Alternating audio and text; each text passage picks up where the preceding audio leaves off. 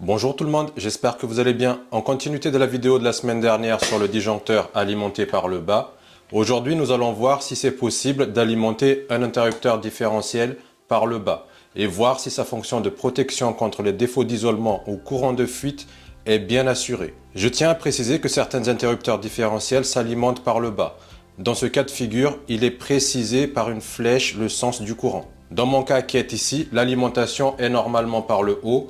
Comme vous le voyez, j'ai deux interrupteurs différentiels de la marque Legrand et Schneider.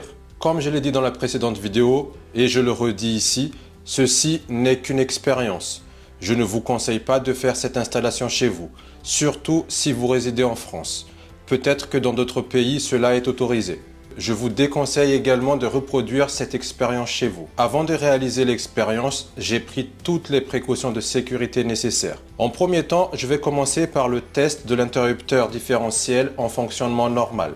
Pour information, j'ai fait pas mal de vidéos sur le différentiel.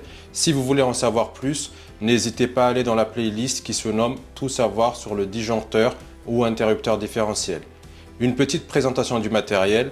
Ici, j'ai cet interrupteur différentiel 63 A 30 mA Legrand qui alimente mon disjoncteur divisionnaire 10 A Legrand qui est ici. Et ensuite, j'ai mon interrupteur différentiel Schneider qui est là, qui alimente ce disjoncteur divisionnaire 10 A.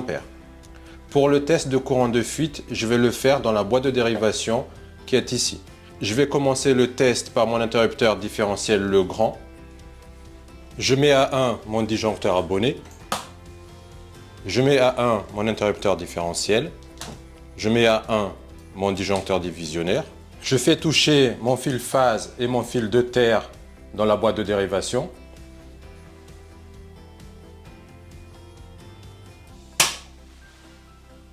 Vous venez de constater que mon disjoncteur ne s'est pas déclenché.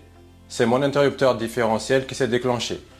L'interrupteur différentiel Legrand a bien fait son travail. Je continue avec mon interrupteur différentiel Schneider.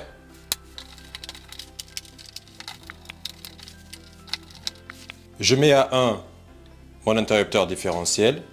Je mets à 1 mon disjoncteur Schneider. Je fais toucher mon fil phase et mon fil de terre dans la boîte de dérivation.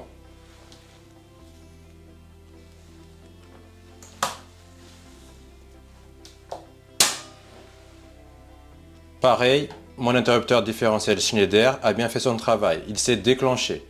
À présent, je vais alimenter mes interrupteurs différentiels par le bas pour voir s'ils assurent leur fonction.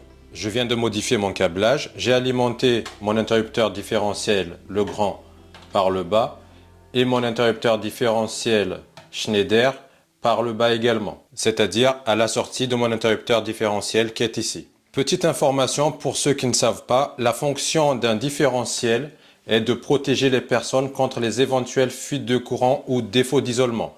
En aucun cas, le différentiel protège les équipements. J'ai fait des vidéos à ce sujet, n'hésitez pas à voir dans la description le lien pour avoir un complément d'information. Je continue, je vais faire le premier test avec mon interrupteur différentiel Schneider. Je lève mon interrupteur différentiel, je lève mon disjoncteur.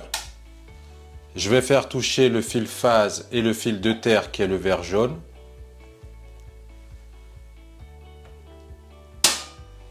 Vous constatez que l'interrupteur différentiel a détecté une fuite de courant à la terre et s'est déclenché.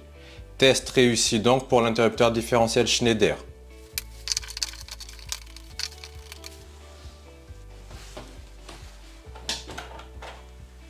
Je viens d'alimenter mon circuit sous le disjoncteur divisionnaire qui est alimenté par l'interrupteur différentiel Legrand.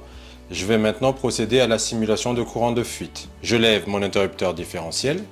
Je lève mon disjoncteur. Je vais faire toucher mon fil phase et mon fil de terre dans la boîte de dérivation.